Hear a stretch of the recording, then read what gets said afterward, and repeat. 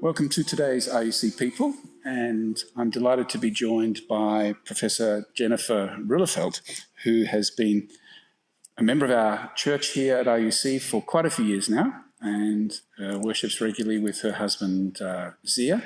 So it's great to have you with us today, Jennifer. Thanks for joining us. Thank you. Thank you. Great to be here. So, Jennifer, as I mentioned, your title is Professor. You're, I think, from what I gather, an international expert on tax law and have been part of the UCT faculty for a few years now. 30 years, 29, well, it's no longer, but when I retired, it was 29 years. Right. So I'm still involved. Are you officially retired and sort of working part-time? Correct, yeah. Right. Well, we'll go back a few years and hear a bit about the story that took you to that point professionally, but also, hear a bit more about Jennifer, the person. So, take us back to the start. Where were you born? Where did you grow up?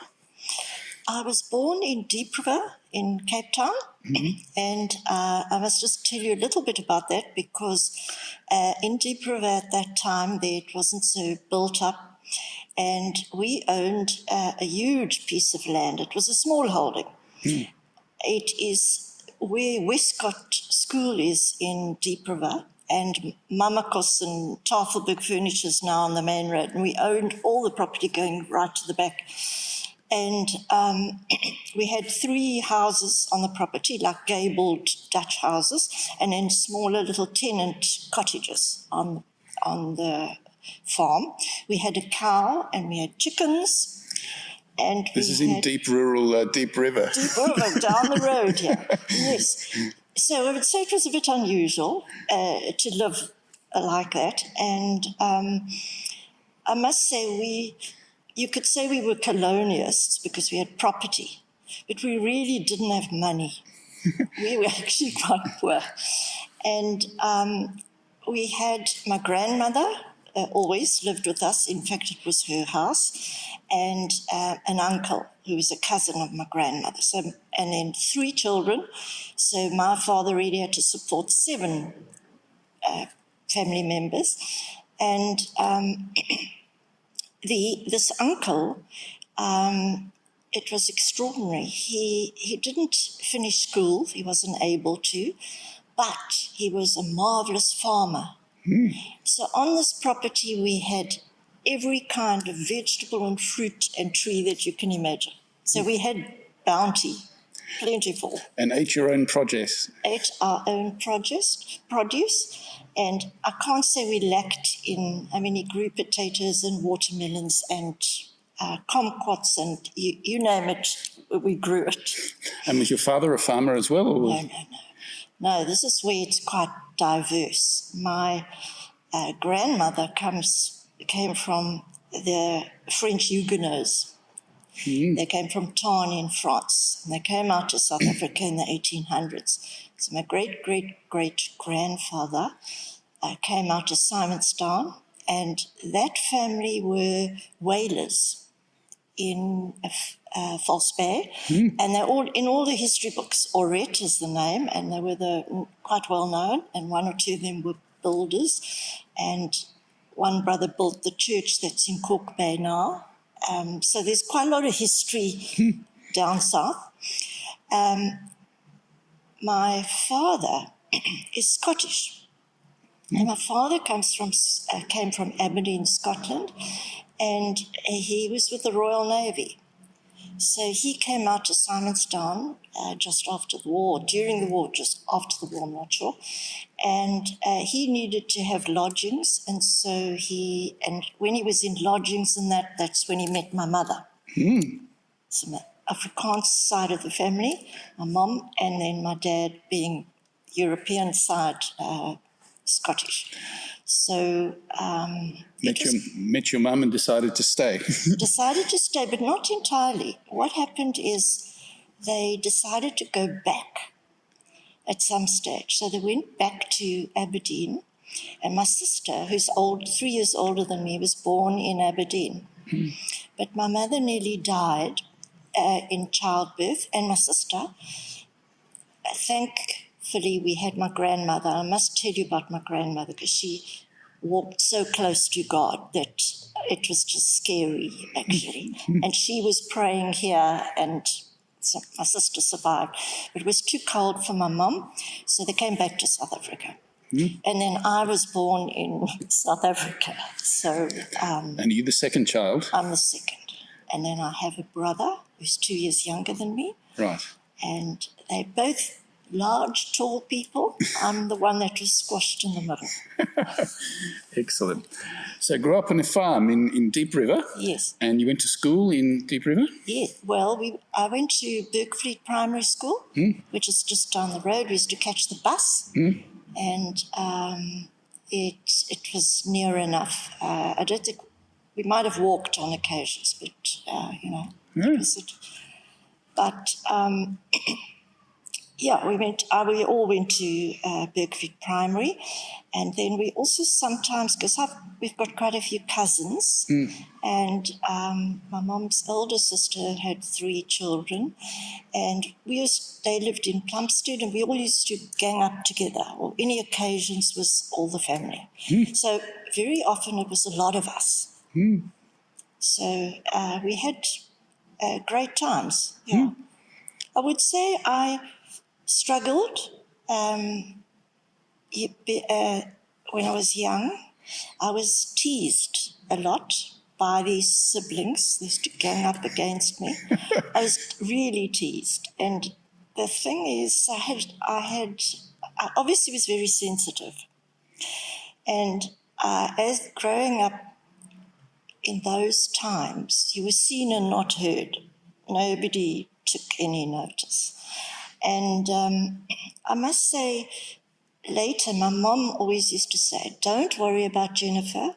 She's sensible. She's okay. But I wasn't always okay. So the thing was, I had to sharpen my wits, and I had to develop my own strategies. To survive against your siblings. Yes. And I think what it did for me, and I still have some of those complexes and things, to be honest. I hide it. But I think what it did for me, if I look back, is that I recognize very quickly in other people if there's anything wrong or if they have a problem. And I think that has served me well with students. Yes. That I could sympathize, they would be able to talk to me. But I think it's because I had it hard. A middle child. And you're still in touch with your siblings, close to them to this day? Oh, yes. No. So they don't tease you anymore? No. Now that my sister knows, she feels very heart-sore about it. But she's opposite to me, totally opposite in personality, but we get on very well. She's a lovely girl, so... That's great. And how were your school years? At school, I also had the same kind of problems. I felt very insecure, and I always just wanted to go home. I think the boys teased me. We all had this long hair, which we weren't allowed to cut because my granny wouldn't let us cut our hair. We weren't allowed to wear pants, and we weren't allowed to cut our hair. So we were very rigidly brought up in that way. I still have, sometimes when I get the smell of leather, it takes me back to opening my little suitcase, my satchel at school, and I get a bit heartsore. So I can't say it was all great. Were you a good student? I mean, were you keen on your studies? Not initially, because I had all these insecurities in that. But suddenly, and I really wouldn't know why, when standard 4, it's grade 6 today, there was a change, and I started to progress. I started to do much better. I got the progress prize, and by the time I got to what's it, standard 5, that's grade 7, I really had done well.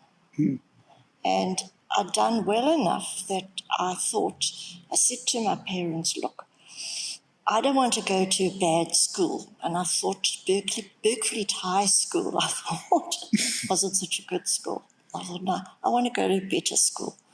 So they sent me to Sanssouci. Yeah.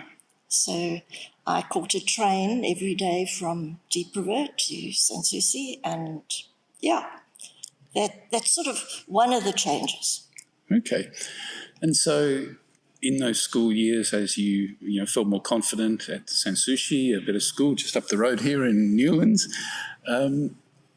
did you have a sense of what you wanted to do with your life, professionally or academically? Slightly, but it wasn't what I ended up doing, is that I actually became very good at maths. So I then thought, gee, I'd like to be a maths teacher. So I did dabble in that. And then the other thing is I could draw. So from very little, I could draw. And I wasn't good at music and that, although my grandmother played the organ and my sister plays by ear. Not me. I mean, I can read music, but that's it. But I loved art. So I knew that I had to do a science stream. Maths and science was not negotiable. I had to do that. So I approached the school and I said to them, is there any chance I can do art as well? Because it's not a combination that you can do. So they said, okay, we'll let you do art, but you'll have to drop geography. And so my geographical knowledge is really poor. And that was wonderful. I mean, I loved the art, the history of art, and it really built up that sense of art. And I would say more the history is what I enjoyed the most. And so I did end up dabbling in painting and that. But that's not the route I went either. Okay. I think that the strongest thing for me is what I alluded to earlier, is that I said to myself, I do not want to be poor. It was like just so strong. I don't want to be poor. How can I deal with that? Because my parents couldn't send me to university. And because we lived in a very religious, protected kind of environment, we were very unstreetwise about bursaries, things. And at that time, my mother was working at a state agency, but she was doing administration work. And the auditors used to come in. And she said, well, why don't you chat to them? Maybe that's something you could do. Then I thought, gee, that sounds nice, to be a chartered accountant of a bank.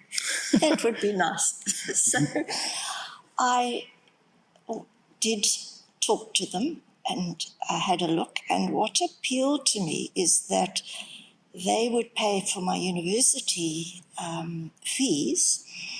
I'd earn very little. In fact, when I did start with them, I earned 60 Rand a month.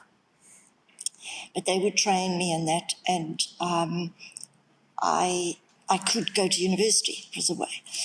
But the thing that I really wanted to do was architecture, because the combination of the maths and the art.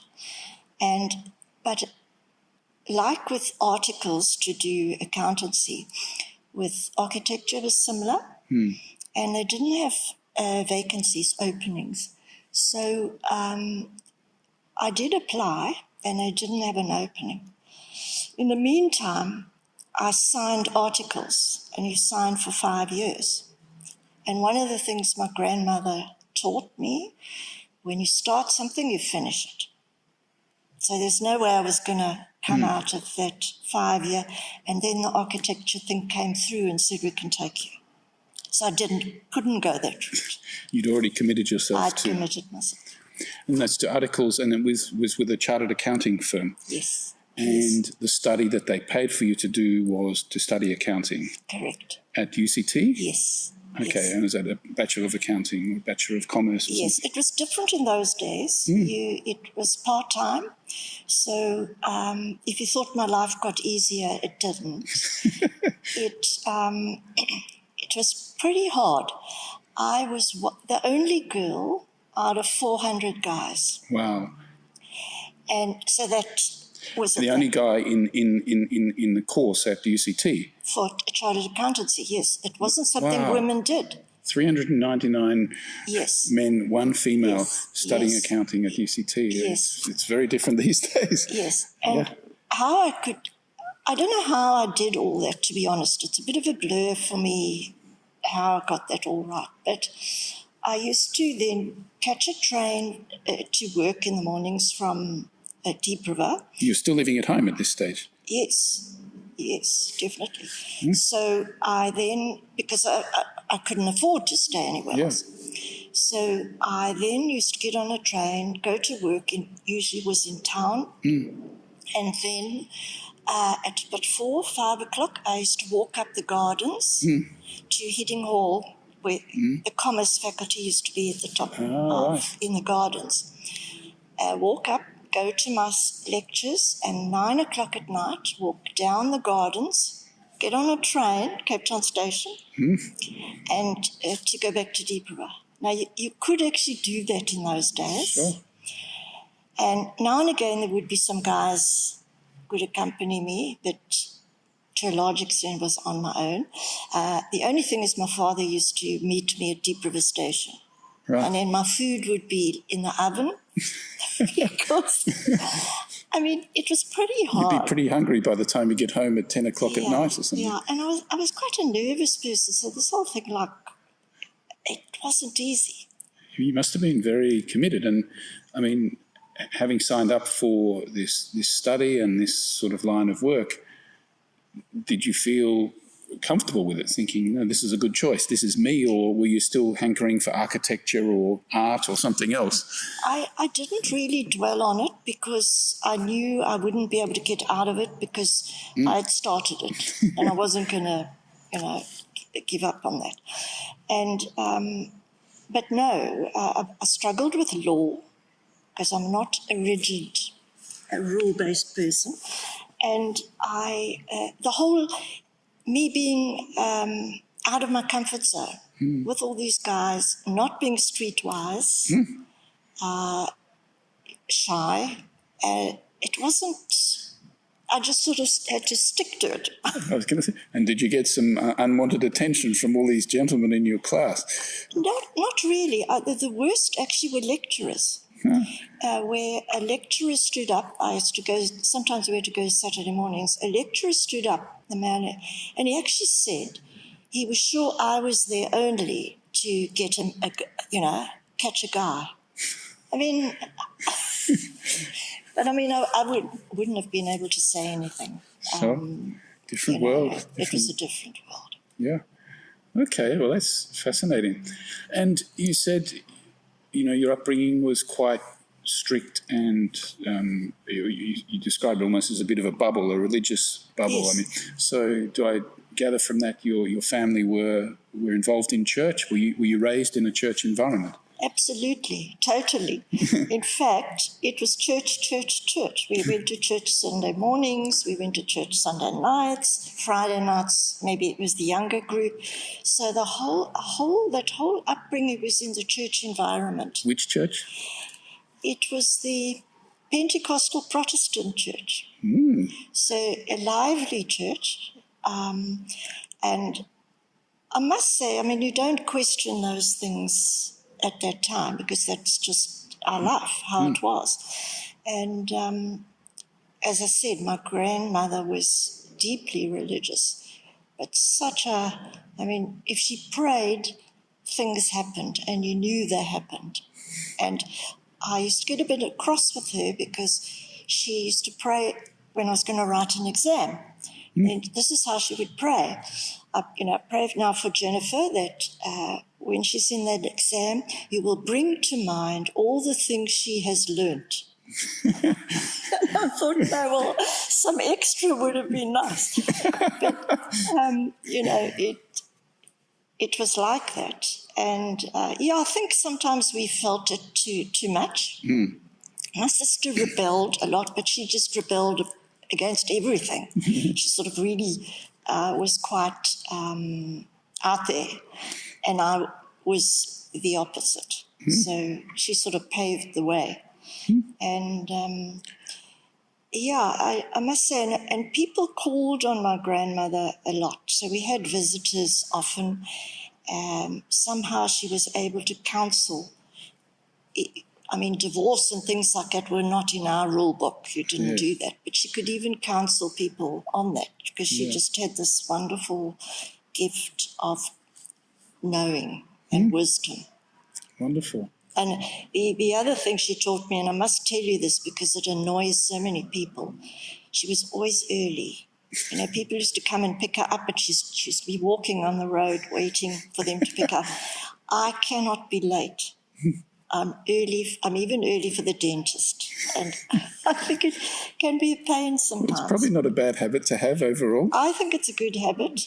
I'd rather be there at A if I'm going A to B, and then I can wait at B.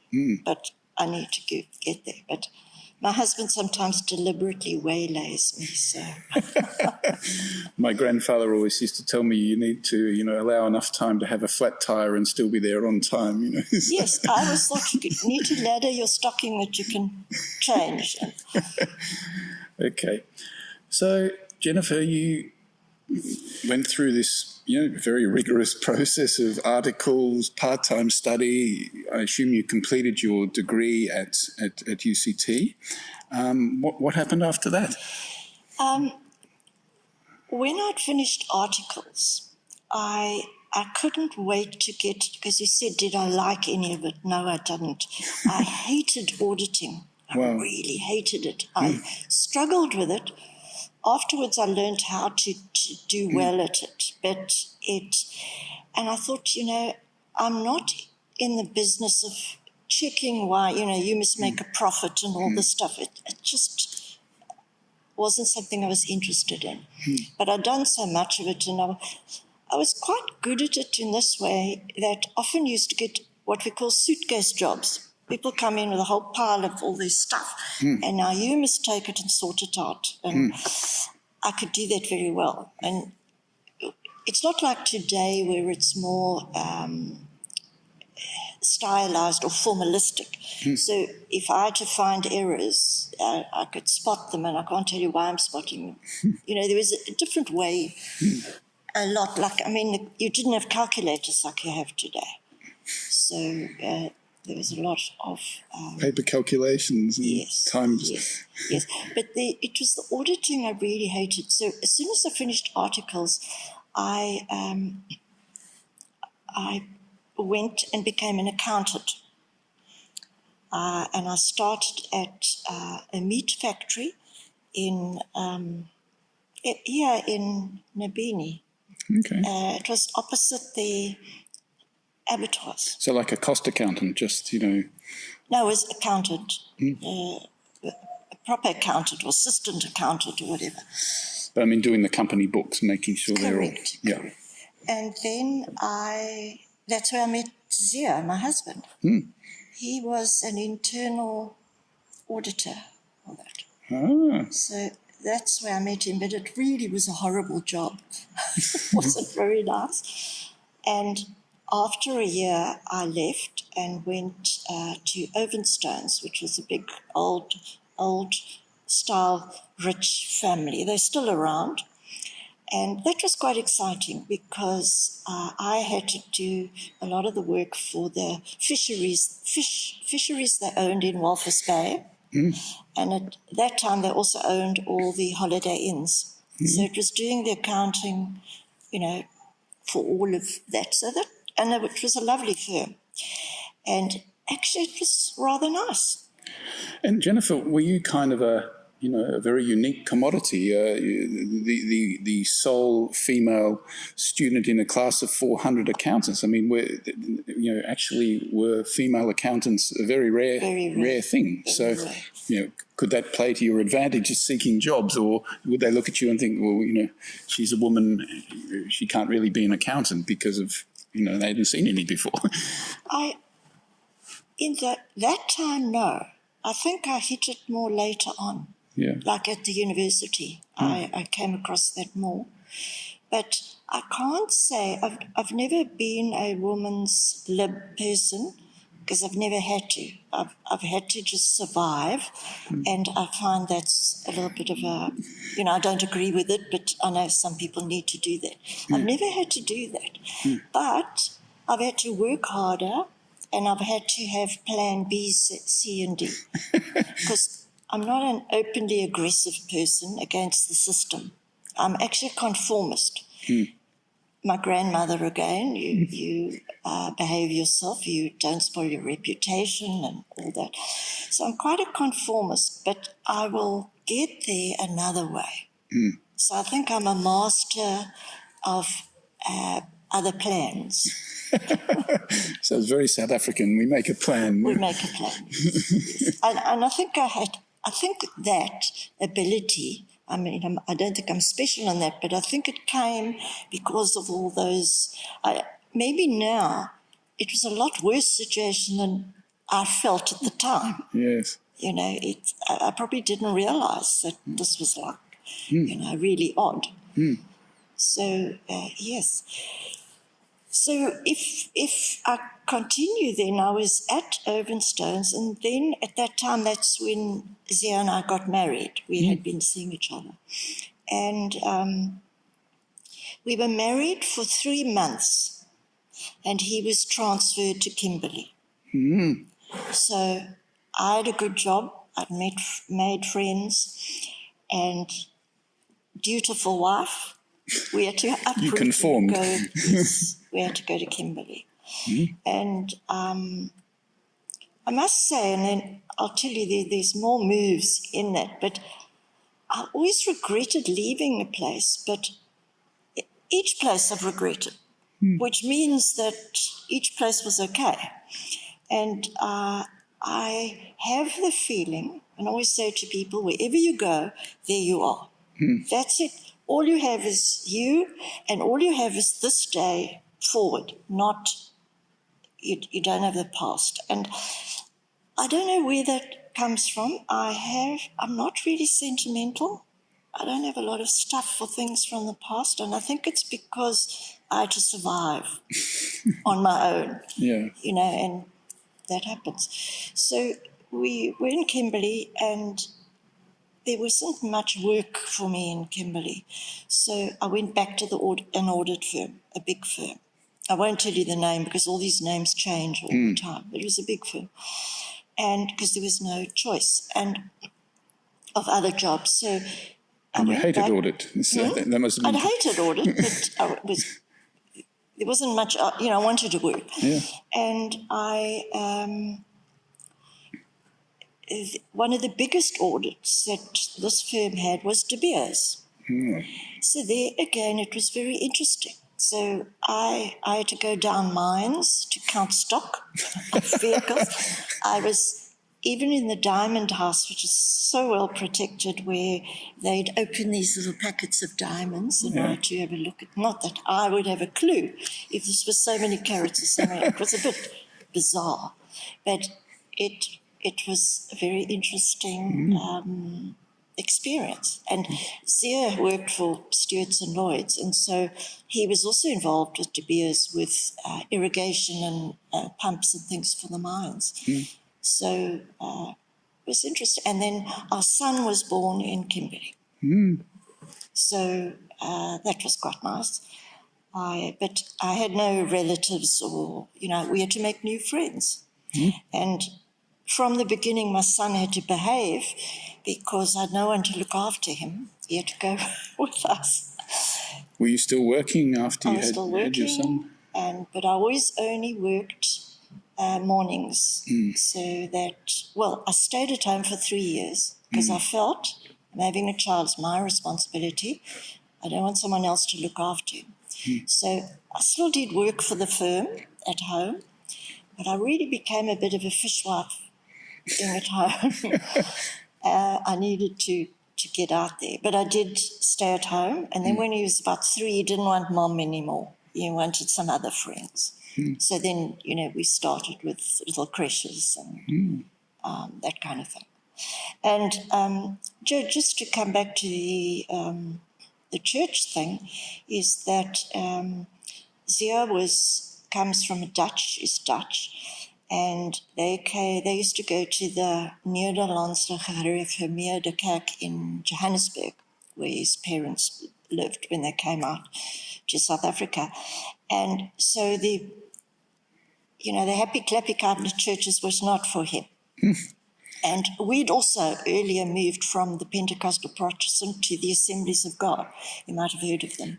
I knew Peter Fox as well from the past. There was intertwining. He knew my uncle very well, and he actually knew my grandmother. And my grandmother lived, I must tell you this, to 100, and my great-grandmother lived on a small island to 102. So we had... we had them for a long time in our lives. So when in Kimberley, we then joined the Presbyterian Church because we thought that was a good combination. So then we worshipped at the Presbyterian Church. And how did you find that? I'm still trying to imagine you in the happy clappy churches, Jennifer. Yeah, but we as a family weren't sort of happy clappy. It was just that, that was the... and why we left the Pentecostal was because my granny felt they were a bit out of order. If you spoke in tongues, it says in the Bible only by 2 or 3, and then it must be translated because otherwise nobody can understand. And it wasn't like that. I see. So that's when that break in the church, there was a big break in the church all round, not just for us in particular, because of those kinds of things. And then we went across to the assembly. So, and that was very much like this, not as formal, but I can't think it was much different. Right. So how long did you stay in Kimberley? 7 years. Right. 7 years. Zia then was transferred to Pretoria. So, and I'd made such good friends and the job was going well. So here we were, I had to give it all up, and I've still got those friends actually, and then go to Pretoria. So that was a bit hard, and I thought I got a transfer from the firm to Pretoria, but it really wasn't where I wanted to be. I really hated it. And Pretoria or the job? The job. Yes. No, the job. And I then applied at UNISA, the university, and I got in, and I also took up studies again. Applied at UNISA to lecture, to become a teacher. Yes. And in accounting. No, not in accounting. In tax. So the first area that I was in for 7 years, because we stayed in Pretoria for 7 years as well, was in estate duty, wills, and insolvency. All right. So that's what I taught. And had you had experience of that before? I mean, working as an accountant and in audits? Well, when you do accountancy audit, you've got accountancy, you've got audit, you've got tax, and you've got cost accounting and that. So you do dabble in it. So and you do some of those things. And then you also have done some law. So there was law. So actually that was okay. It wasn't bad at all. And I took up studying a bit again, and probably would have stayed there. We wrote a book on VAT, because this was, when was this? 1991, when VAT came in, VAT, and 3 of us wrote a book. So I think that's what started me on the research road, which I started to enjoy very much. So it would have stayed like that, but then what happened? Transfer again. So we met all these lovely people. We had good friends, and Zia's parents were ailing. They weren't doing so well. They lived out at Simonstown, and he felt he needed to come down. So he took a sideways transfer to Cape Town.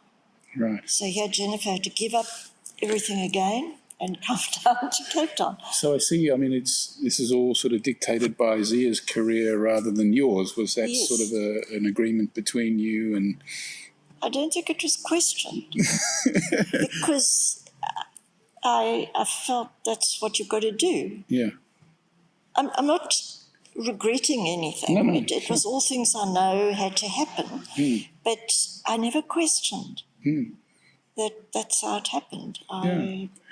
So back to Cape Town, and then what happened for you? Well, back to Cape Town. So I applied at UCT, and I managed to get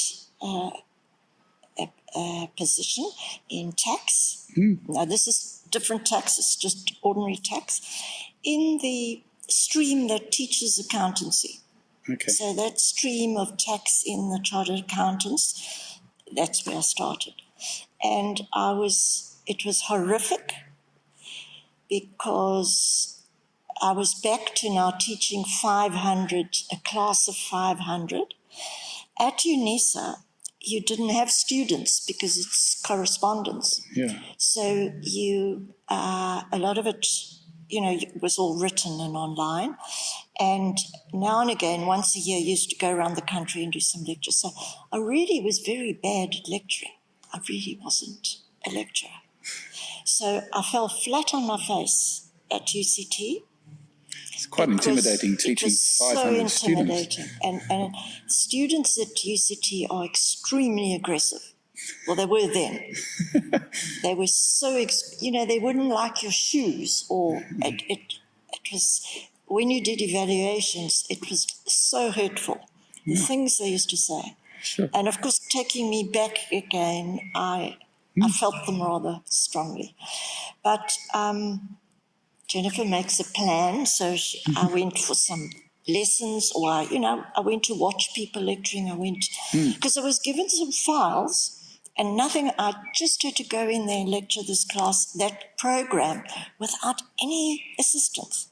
Oh, sure. It was horrific, actually. I think, the other people in this church, Sue Ellen and Ian Scott and others, have sort of made a profession about this sort of notion of academics maybe being experts in their subject, but that doesn't necessarily make them a good teacher. It's a different skill to how to communicate with students effectively. And, Yeah, so it was, once again, it was hard, and I struggled. But I took up studying again, and I did an LLM. In the law faculty, because I thought it was part of what I liked. And Dennis Davis was one of my lecturers, and he always used to mock me because he said, you accountants shouldn't be in the courts, because there's this thing with lawyers and accountants in the courts. Overseas, all the tax people are lawyers. In South Africa, it's not like that. A lot of the tax people are accountants as opposed to being lawyers. So now, you have to deal with that kind of situation. Anyway, I managed it. I did all that. And then the research side of it, I started to write. And because I knew to get promotion at university, you've got to publish. You've got to publish, do research, you've got to... And I started to do that. And once again, there was a problem in that in South Africa, there's quite a narrow view about articles that you might write. I used to get replies back like, I know everything about that, so what are you writing about? It's just so narrow. And I'm not going to say who, but the population of who would read that stuff tended to be like that, quite conservative. And so I thought, wait a minute, another plan, I'm going to publish outside South Africa. And that was the beginning of actually everything exploding. So I started publishing outside South Africa, and I started attending conferences. And I must say that was a starting point of all that I'm still doing now. The world opening up for you. The world opened up for me.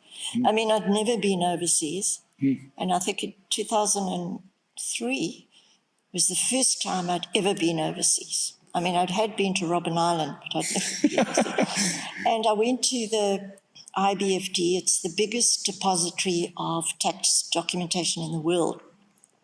I went there to chat to them, see their library. Where is it? In Amsterdam. Okay. So obviously we go to Amsterdam because Theo is from Holland, he's Dutch. And that was my first connection. And then I went to a conference in Vienna. And it was so superb and was in the Hofburg Palace. So you had all these murals on the ceilings and that, so it was a bit distracting. But there was a person there, and I would say, if you say who influenced my life, the first was my grandmother. And the second that I cannot forget is Michael Lang, who had this tax institute in Austria. And I thought, that is so fantastic. Wouldn't it be nice if we had a tax institute at the university? And so, it started to conjure up some things that I could do. And I never looked back then, because with these specific conferences, it's an organization, and every year the conference is in a different city of the world. So since 2004, every year I went. It cost a lot of money. I went to a different city of the world to these conferences. So now you meet the same people each time, and then they say, well, don't you want to come to our little conference? We're going to write a little paper. And one thing I learned, and I always used to tell my students, is when people ask you to do something, you don't say no, you say yes. And then secondly, you deliver. You just deliver. And that's sadly lacking in South Africa. And you just be loyal. And I did that. And people respect that. So offshore, there's a huge respect for you delivering. So they ask you again. And then they say, there's this one, would you like to do this?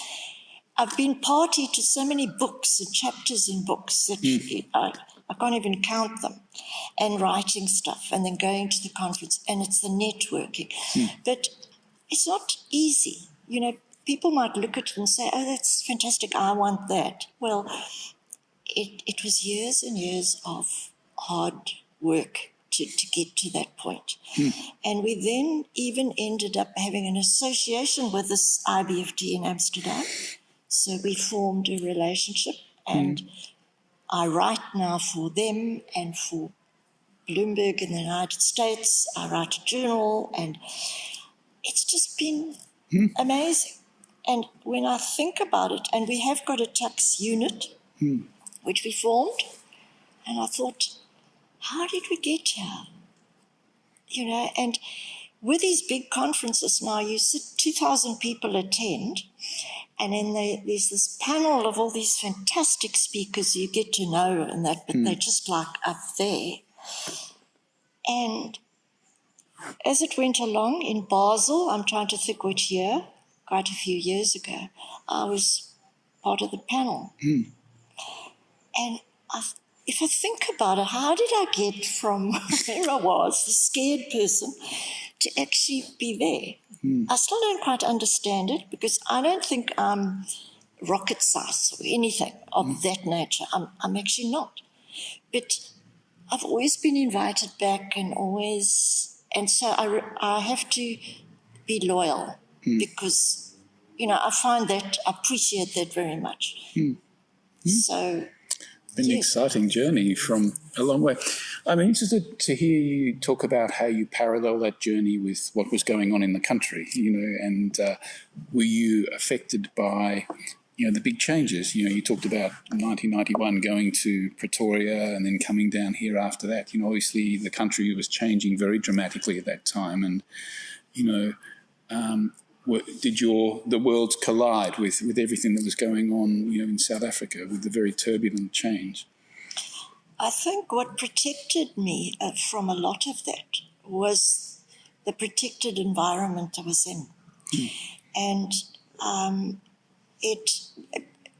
growing up in apartheid, but also having a grandmother who everybody was a child of God, regardless. And we played with, different colour people, because they were on our small holding.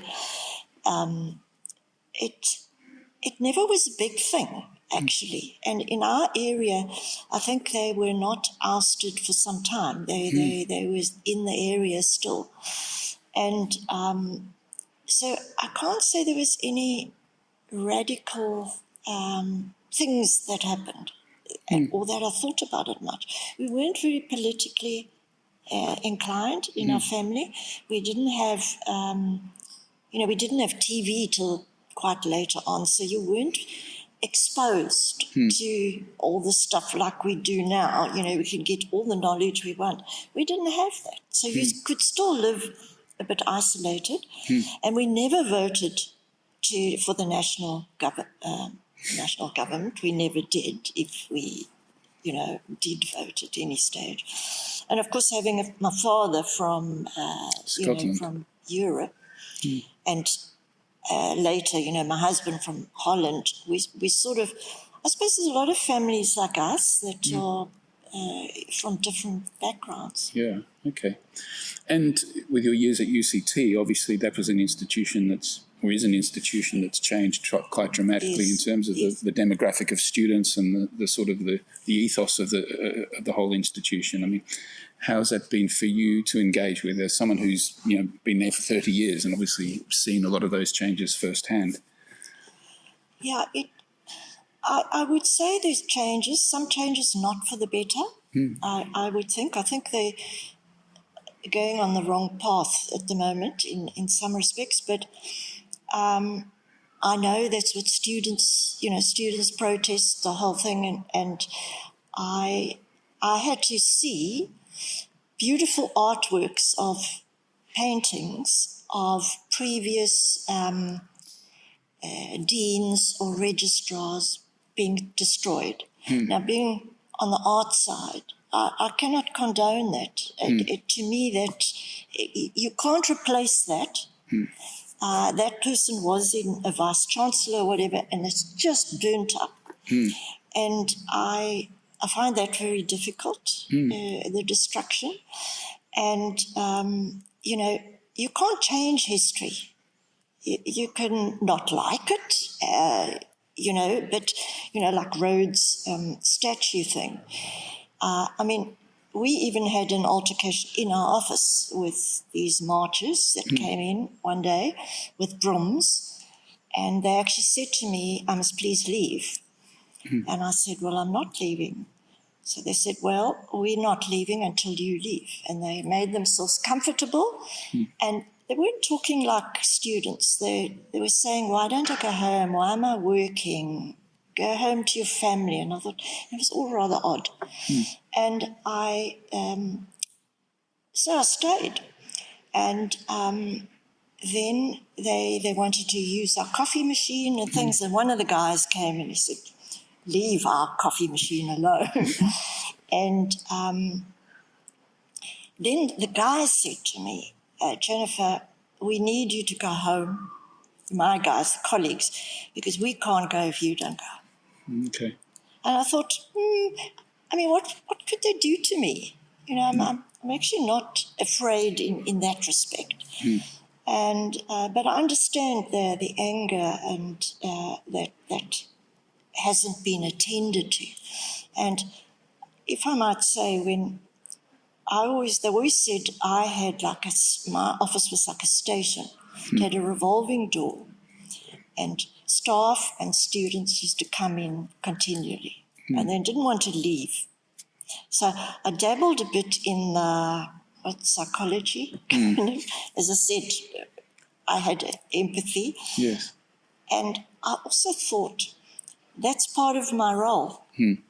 It wasn't just, teaching. It was this other position I was able to do. Yes. Yeah. Yeah. So Jennifer, you've talked a bit about the whole professional journey, which has been very exciting.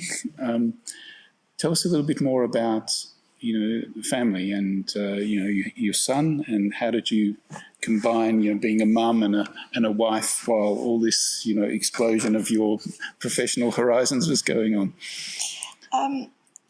It wasn't easy.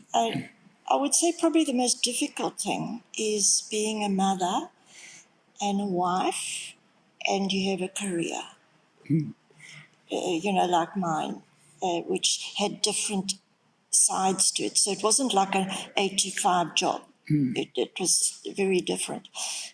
I think it's very difficult. And with my son, right up till matric, I would fetch him from school religiously. So when we came down to Cape Town, he was then in the last year of junior school, and then he went at Rondebosch Junior, around the corner, and then he went to Rondebosch High. I used to come down, we sent him there because it was near the university. Then I used to take him to school in the mornings. I used to come and fetch him 2 o'clock, whatever time they finished. And then I would go take him home because he was old enough to be at home, and then I'd go back to the university. In terms of your faith journey, you talked about the Pentecostal upbringing, heavily influenced by your grandmother, and then settling to a Presbyterian church in Kimberley. And then you came back to Cape Town. What did you do church-wise, and how did you find your way here to RUC? Well, when we came, there was people from the Presbyterian church in Pinelands, because that's where we lived, came visiting and invited us to the Pinelands Presbyterian Church because we weren't sure. We wanted something nearby. So we went to the Pinelands Presbyterian Church, and it was fine. It was okay. And we were there for many years, and suddenly it sort of hit us that there were so many old people in the church. I mean, I know I'm old, but I believe you either have a young spirit or an old spirit. And there were just so many old people, no young people. And it wasn't nice for my son. It really wasn't. And I thought, no, well, we both thought it's really not, we can't just sit here. And we started to look around, and this was one of the places we looked at. So we came here. Unfortunately, Robert had been preaching and that, and so we thought, no, well, we were going to look at other places, but we never did. And we actually stayed, and it's been great. I must just add that while there was struggle all the years in that, I would say prayer was my saving grace. When I was really stuck and couldn't see a way out, then I would just pray about it. And if you don't have a comfort like that, I think it's very difficult, for people who don't have a faith. So I must say it stood me in good stead. Great. And Jennifer, what does fun look like for you? When you're not working, studying, parenting. What makes you come alive? My work. I love the students. I love being with younger people. And that when I've been on these trips, I've got colleagues all over the world. it just, I'm energized. And I would be criticized for that because, everybody's trying to tell me, well, I should be sitting doing nothing. Have a life outside of work, but you're saying your work is what energizes you. I love it. I supervise masters and PhD students, and I love it, and while I can still mentally do it. But I do love reading. I love walking, and I like traveling. And I'm missing my travels these last year or two. But I'm not hankering. I've never felt that I had to be where I am now. I've never thought that's what I need to do. So when I look back, how did I get here? How did I get on that stage? It's like, it's very special for me, but I'm still quite overwrought. When it sounds a little bit corny to say that, and but I know I don't always understand why those things, came to me. Put it that way. So, And so you're sort of semi-retired at the moment, by the sound of it, sort of still working a bit. And what's your hope for the future? Do you plan to keep doing that for a while yet? Yes. You're not in any hurry to become a woman of complete leisure. No, I do not like housework. I'm not into the cooking. I do like people that I need to be talking to other people. And as I said, I love reading, but there's nothing I'm hankering. I've never hankered after anything in particular. I just, when I hear a plane go over, I want to be on the plane.